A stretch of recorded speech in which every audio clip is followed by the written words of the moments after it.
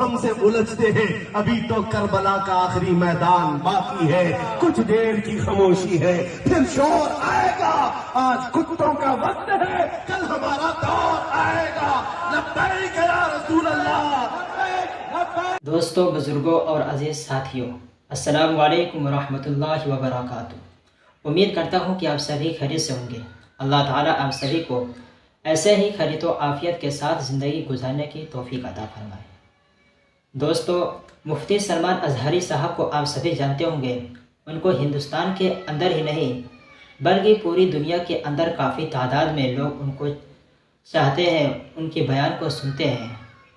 Social media पर आए दिन मुफ्ती साहब की तकरीरें बहुत ज़्यादा वायरल होती रहती हैं। वो अपने ज़रूरतमंद और बेबाकाना तकरीरों की वजह से बहुत ज़्यादा चर्चा में रहते हैं। दोस्तों, कुछ दिन पहले कुछ रिपोर्टों के मुताबिक 31 जनवरी को मुफ्ती सलमान अज़हरी साहब गुजरात के अंदर जूनागढ़ में बयान करने के लिए गए थे। तो उस बयान में मुफ्ती साहब ने एक शेर बोला, जिसकी वजह से वो बहुत ज़्यादा चर्चा में आ गए और लोग उस वीडियो को बहुत ज़्यादा वायरल कर रहे हैं और बहुत ज़्यादा शेयर कर रहे हैं, जिसकी वजह से देखते देखते वो वीडियो ट्रेंडिंग में आ गई और अब सुनने में आ रहा है कि मुफ्ती साहब को गिरफ्तार कर लिया गया है। तो चलिए देखते हैं कि मुफ्ती साहब ने उस शेर में क्या बोला था। हमसे उलझते हैं, अभी तो करबला का आखिरी मैदान बाकी है। कुछ देर की खामोशी है, फिर शोर आएगा। आज कुत्तों का वक्त है, कल हमारा दौर आएगा। लब्बैक या रसूल अल्लाह।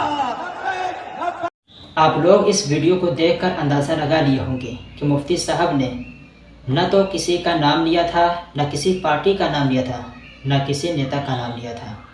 मुफ्ती साहब ने जो शेर बोला था उसको सुनकर कुछ लोग ये समझ बैठे कि मुफ्ती साहब हमें कुत्ता बोल रहे हैं और फ़ौरन उनके ऊपर कार्रवाई शुरू कर दी गई और देखते ही देखते मुफ्ती सलमान अज़हरी साहब को गिरफ्तार कर लिया गया।